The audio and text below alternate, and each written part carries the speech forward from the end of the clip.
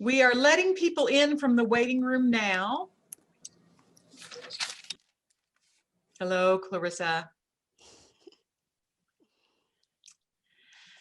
And I think we only had a few people in the waiting room, and hopefully we'll have some more come, but we're delighted to have Tasha, Clarissa, and Jayla with us for this Phi Kappa Phi presentation, and we'll record it too, so that if there are other students who are interested.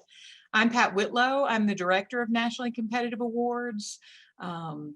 And so I thank you all for coming. And I guess more importantly, maybe for this presentation, I'm also the president of the UK chapter of Phi Kappa Phi. And I'm going to talk a little bit about the awards available for Phi Kappa Phi. And then we got a true expert. We have Matthew Melton, who is one of the student vice presidents for Phi Kappa Phi. And he is going to talk about his specific experience with the graduate fellowship.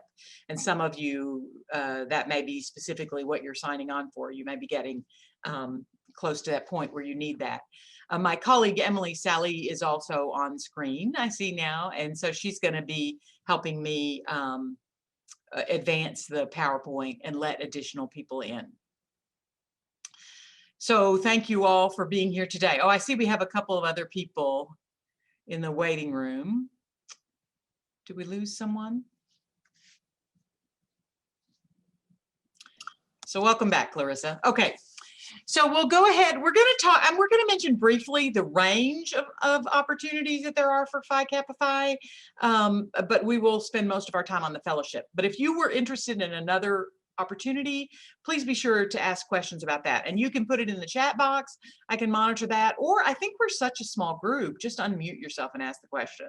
Truly, I think that's fine. If you'll go ahead and advance it, Emily. So it's a lot of money, right? This is why I encourage students to join Phi Kappa Phi, because you have a lot of opportunities to gain funding. And I think that's very important. And this particular picture is of our executive board from last year. And you were at the Ashland Terrace. Is that correct, Matthew? Yes. At the assisted living there, the Phi Kappa Phi members did a wonderful service project there last year, or pre-pandemic time, and received an award for that, actually. And then they also did a service project this year in writing letters to people in various nursing and assisted living facilities in Lexington. Some of you may have participated in that. So here are the funding opportunities. I will say immediately, you see right there in the middle of the screen, that the study abroad grant, which is the one that is open to non-Phi Kappa Phi members, if we have any in the chat or in the group, that has been suspended because of COVID and travel issues. And so we hope that that will come back next year and that students will be back to traveling. But the opportunities that are available in the current year would be the Graduate Fellowship, the Literacy Award, the Dissertation Fellowship, the Graduate Research Grant, and the Love of Learning Award. And so unless we have graduate students on in this particular group, the Graduate Research Grant is not, we may not talk about that very much, because you would think about that for graduate school, and also the Dissertation Fellowship, which would apply during your PhD studies for those of you who are doing that. So we may spend a little more time for the Graduate Fellowship, which you actually apply for as an undergraduate and take for your graduate studies, the Literacy Award and Love of Learning. So we can move forward. So there are brief descriptions, and I won't read you all of these. I will say, also, I'll give you a second to read them yourself. We'll talk about briefly, I think we have a slide that mentions what an active member is. So these awards are for Phi Kappa Phi members only. So for those of you who've been inducted into Phi Kappa Phi, you're a Phi Kappa Phi member, but it also requires you to be current in your dues. So if you haven't been paying your dues, that's okay, but you would want to pay them during the year that you are applying for one of these awards. And then I will let Matthew talk about, there is a a special for students. If you pay, multiple years at a time, you get a discount, and so it's better to you. And there are some other benefits that come with being a member in terms of discounts and services that you can receive. So it isn't only for the funding purpose that you would do it. So as I said, the dissertation fellowship and the research grant are probably not going to be the ones that you would apply for this year. Next slide. Literacy Award and Love of Learning Award are things that you could apply for, and they have a range of things. The Love of Learning, it says fund post-baccalaureate, but I think you can apply as a senior, right after you graduate. And the Literacy Award is to fund a service project. So it's not your literacy, but perhaps you're involved with a group, or you've been in a student org that dealt with something like this. And it's a range of literacy. It doesn't have to be just teaching English or teaching someone to read. It can be, sort of in that general educational area, I believe. But literacy is something that is close to the heart of Phi Kappa Phi, and so that's why they have this particular award. And then the Love of Learning has a lot more,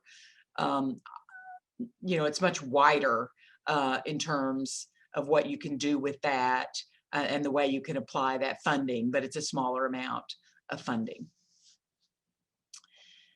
So those are the basic awards that are going to be open to you as a Phi Kappa Phi active member at various points in your educational journey.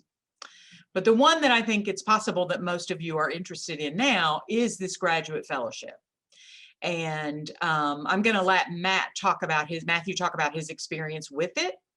But the graduate fellowship, I do want to explain that you have to be nominated by the chapter. We can only forward one student per year, one chapter member per year. And so you're applying initially to the campus review committee. And then you are, then we look at the applications. Emily, there is someone in the waiting room. I don't know if you can see it, but you would give your materials to us. We would read it. We would select the individual that we're going to nominate for that year. And then we would give some feedback to that individual so that they could make some changes and revisions to their materials. And then we would submit it on your behalf to the national organization. The financial benefit of these awards, or the sheer value of these awards, has been increased last year, and so you can see the numbers there. And we have never received a $35,000 award, or we had never received the top financial award. So we would love to see a UK student get that. That would be very wonderful. And you can apply from all academic disciplines. Matthew happens to be attending medical school, but you can also be applying for graduate or professional school in any discipline. And I think we can move this forward one more time, and then we'll let Matthew, do you want to start talking here? I mean, people can read the selection criteria, but I'm going to turn it over to you and let you talk about how you put your application together. Yeah, sure. So I applied in 2020, at the end of my senior year. So I guess it was in the winter of 2020. Is that right, Dr. Whitlow? Or did I do winter? Did I apply in 2019? That's a good point. It would have been 2019, I guess, and then you received it in spring 2020 because you started. Yeah. Because we started a little bit earlier so that we can submit those applications. So I started putting it together, and there's a really great outline that they post for like kind of walking you through what they are looking for. And so you can look at this under their fellowship application guide on the Phi Kappa Phi website. But it's just this big document that talks about all of the selection criteria. So they look at your undergraduate academics. They make you obviously submit your transcripts and stuff like that. But if you're part of the honors program at UK, then you can kind of elaborate on that, how you were involved. You can talk about your undergraduate research. They also ask some questions about what kind of activities that you were a part of and different awards and recognitions that you received, as well as what graduate school you're attending and why you're attending there. they use that as part of their selection criteria just because they want to make sure that you are going to graduate school and going to finish graduate school if they're going to give you money. You also submit a work sample, which was really weird for me as a science major. I didn't really have any work samples. It would be much easier as an English major or like one of the written majors that maybe have a bunch of different work samples. So I had to submit something weird like a big lab report, and they actually mentioned that whenever I talked to somebody later on, that it was an odd sample, and that's part of the reason that I received the award, just because they thought it was something different. And then there's, of course, a big personal statement that you can talk about, and then letters of recommendation. So once you get all those things pulled together, you can submit your application, like Dr. Whitlow said, to UK, and they look over that, and they send out one individual's application, and then you get looked at by 5 different people at the Phi Kappa Phi national level. That's like on their fellowship committee, I guess the review board. And 5 different people look at that to see, I guess to give you a score is kind of what they do. And then they combine that score as a total and give out these awards to people across the nation. So we have over 300 different chapters.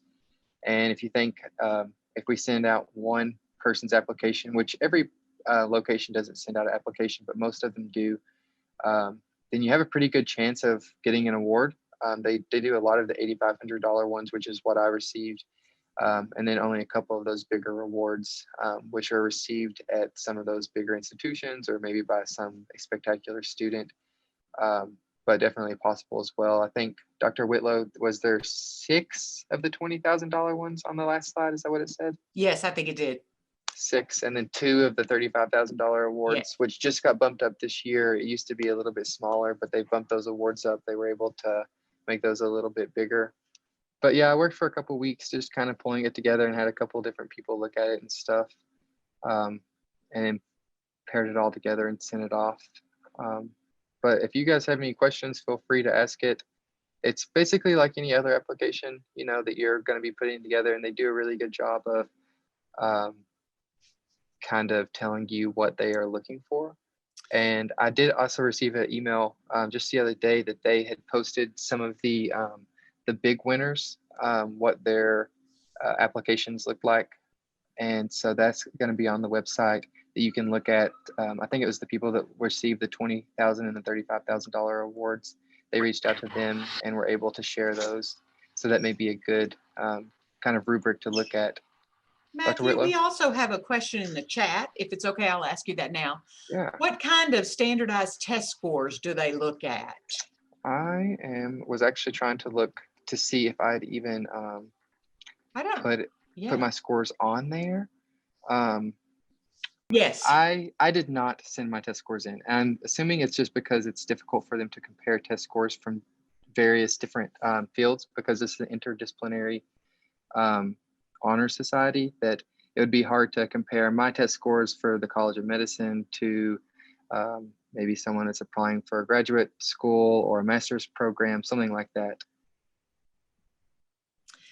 I will also say we were going to talk a little bit more about the personal statement, and I don't have the wording in front of me now, but it's a fairly simple, I may have it in an email. So I have it pulled up in front of me. Oh, good. So for the personal statement, they say, the other parts of your application tell the selection committee many things about you. They talk about your academic accomplishments, your involvement on campus and in your community, your test scores, your GPA, course of study, and perceptions of your accomplishments that those who know you best offer in your letters of recommendation. They also see your critical thinking and writing in your work sample.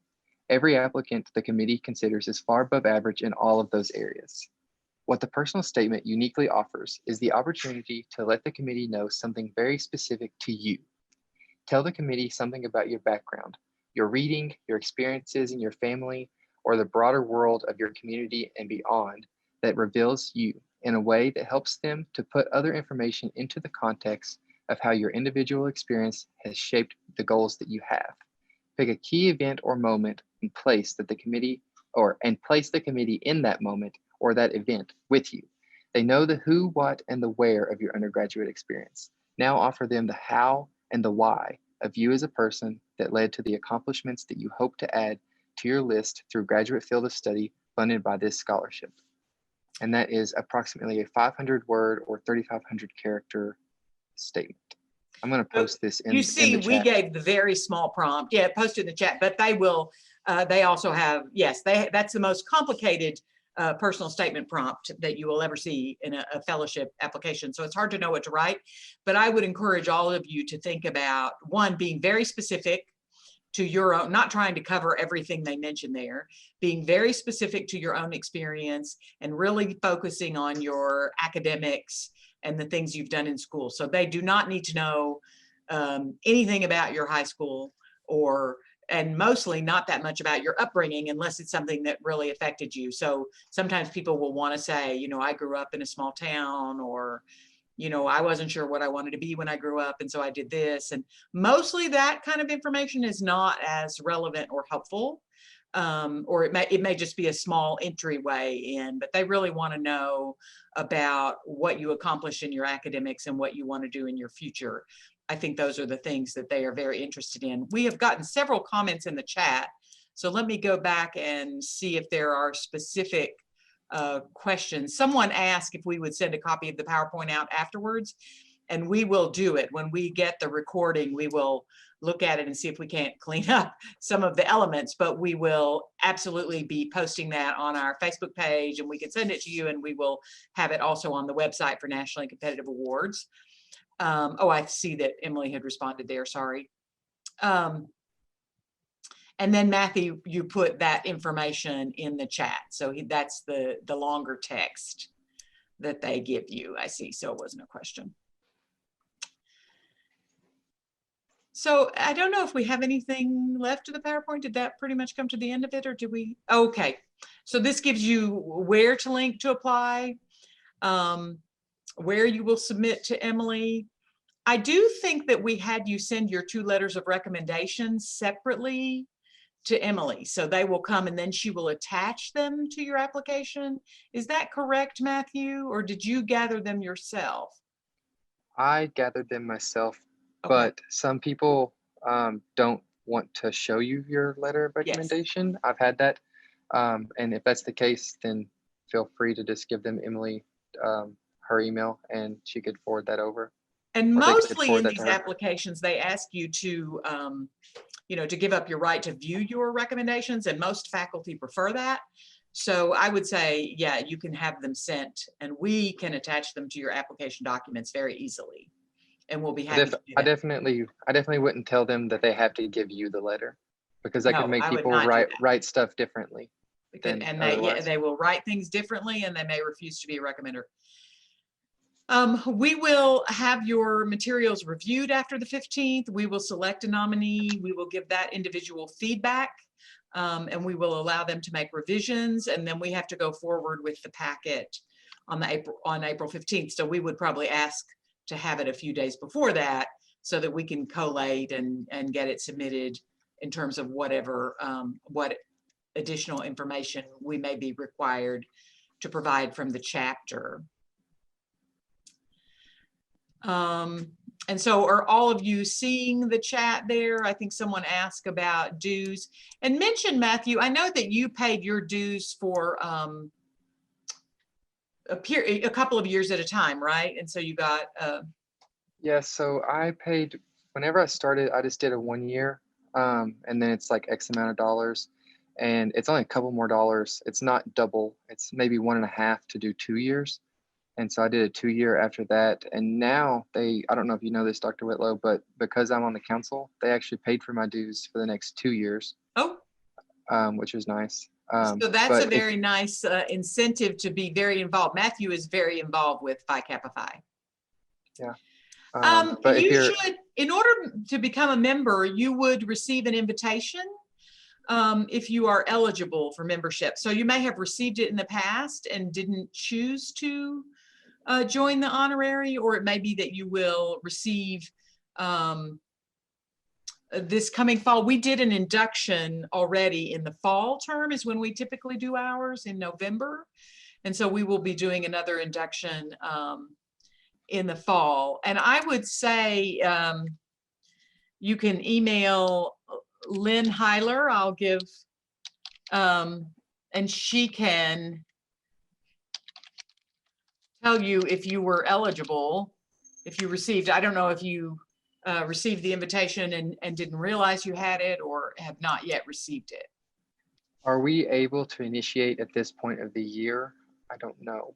I've never been asked that. I believe we can. The UK chapter typically does not do that. So usually we induct members in the fall, and then Matthew and his co-vice president, Ellie Bradshaw, have been active with people during the year. Obviously, this year has been a little different, as you all know. You know, the service project couldn't be in person, and even our induction ceremony was held online in the fall. The requirements for being in the chapter, you can, if you will go to the Phi Kappa Phi webpage, they have a section there on eligibility, and it will tell you there's a listing, a short listing of eligibility criteria. And that will be easier.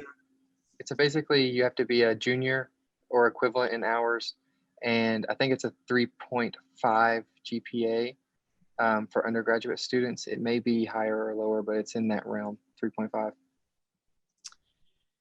So yeah, I should know. I don't remember the criteria off the top of my head. So I would look at the website to be absolutely positive.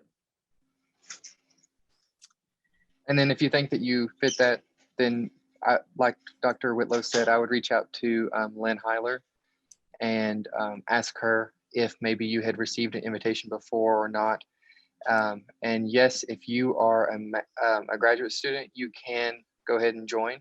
You don't just have to be an undergraduate. You can join at any point in school, as long as you fit those academic requirements. And in fact, we have had graduate members who have won awards, won the dissertation fellowship a few years ago. I don't think you would be eligible to apply for this graduate fellowship once you're already in graduate school. I do think they have It's for your first year. If you've already started your graduate studies. We have been, I don't think we said, we have been very successful in receiving this graduate fellowship. We have a number of UK students. We get one just about every year. You know, it seems like, I mean, we have been very, very successful at getting this graduate fellowship. And it used to be, the award that Matthew got of $8,500 used to be $5,000, and we have gotten quite a number of those $5,000 awards. We've gotten quite a number of the Love of Learning, the Literacy Awards, so several Study Abroad Awards, which are not, you know, not being funded this year. But the Phi Kappa Phi students from the UK chapter have done a wonderful job at receiving funding from Phi Kappa Phi, so we've been very pleased. Any other questions? You guys have been wonderful participators. Thank you very much. I think you can apply for the Love of Learning Award at any time. We don't have that slide up right now, but I can, let me see if even faculty can apply for Love of Learning. I was going to say, I think that's very open. Yes, but you do have to be an active member. But yes, so there's a wide range of people who can apply for that.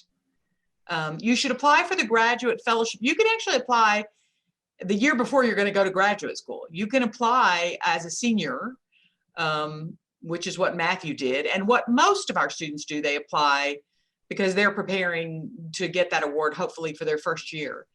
But you actually can apply, let's say you're going to take a gap year. You can apply later for your graduate program, but I believe you can't have started graduate school, or you can only you can't have very many graduate credits in order to still be eligible. But maybe you're going to take a few years, do Teach for America or something like that. You can apply later, yes. Or you can apply and defer, right? I'm sorry, Matthew, I keep stepping on your comment. I'm not sure about deferring. I just know it has to be applied to your first year of graduate school. So like, even if you transfer over your 12 or 15 credits from undergrad, it's still okay because you were an undergrad student. but it has to be applied to your first year. And so I agree with the gap year, but I don't know about the defer. I think you can. I think I read that. I was looking at it today. I think you can defer up to 2 years. Okay. Let me see. It looks like there's one other comment in the chat, or maybe that was it. Maybe we got it. When did you say that we should apply for the graduate fellowship? When are we doing that this year? March 15th, Emily, was that it? Yeah, March 15th. And the application is open now. So, I mean, you could start working on your documents, but those are the deadlines we're working with this year. And the national deadline is April 15th. And I think this might be a little later than it was last year. There might be a little bit of a change due to COVID. I'm not positive. It's not dramatically different, but I think it's a little later. And then Matthew, do you remember when you heard, was it before you graduated or was it in the summertime? I assume that it was early-ish. I heard pretty quickly, but I don't remember. It was definitely before I started school because I knew that I had the award before I started medical school. Oh, yes, it was much earlier than that. I think you might have heard like finals week or early May sometime. It seems like you knew. Sure. Well, and also though, it was earlier last year. You might have heard in April, but I think the deadline was a week or 2 weeks earlier. So it may be that this year, depending on, I think our semester ends after the second week of May. So you may well know before you're finishing up here that you have that funding if you receive it.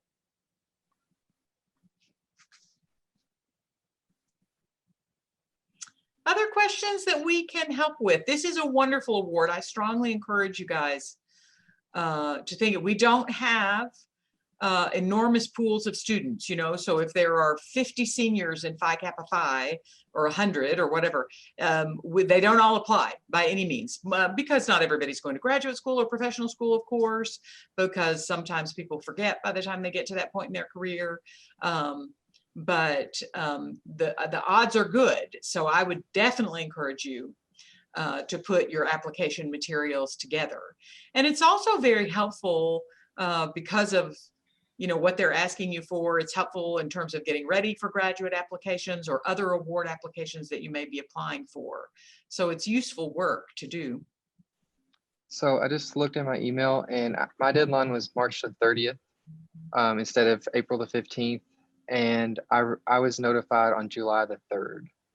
So oh, you didn't hear till the summer. Okay. About 2 or 3 months. So, but they'll definitely let you know before you start any program, and they reach out and they send a form so that you can tell them like where you're going and everything, and they can send that money directly on over to the school. So they did not send you a direct check. They sent it to the institution. Correct. Okay. Okay, can I ask you a question about the writing sample? Yeah. So I know you submitted a lab report, which is kind of what I would probably have to do. Did you worry about having too much jargon and all that sort of thing? Okay. Yes. It was weird. So I didn't even have a writing sample that was long enough because I think that the writing sample was up to something crazy, 2,500 words, which that seems crazy to me. My like longest exceptional writing sample, it was I was a college public health major, and we submitted like our equivalency of like a capstone paper, and so it was like a combination of a lot of different activities that we did, and we had to like basically present a like a new intervention in a county. And so, yeah, there was definitely a lot of weird statistics and stuff that I didn't feel like was even relevant for that. And so I just went back through and kind of edited it. Even though I'd already finished the class and everything, I just went back through and kind of added words to it and cut stuff out that I felt like would be like not beneficial, and tried to make it more story type of a paper instead of a report of a paper.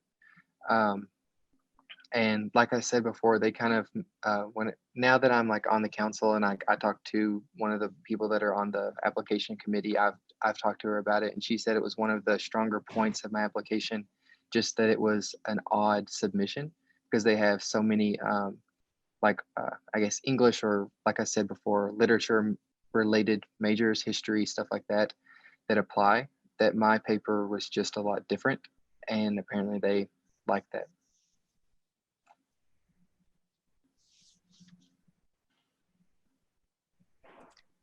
Any other questions?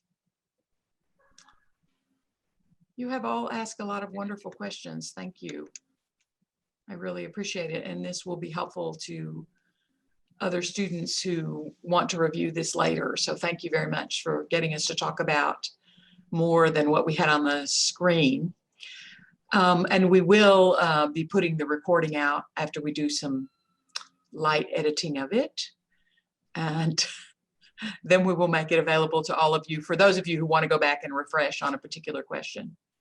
And I am also available for questions. Emily will be available for questions. Matthew's probably open to questions. So we really want to see a UK student get this award every year. So we're very willing to help in any way that we can. I just put my email on the bottom if you guys had any questions and wanted to reach out to. Well, thank you all for your time. I appreciate it. Very nice to see you. Have a good night. Thank you. Thank you.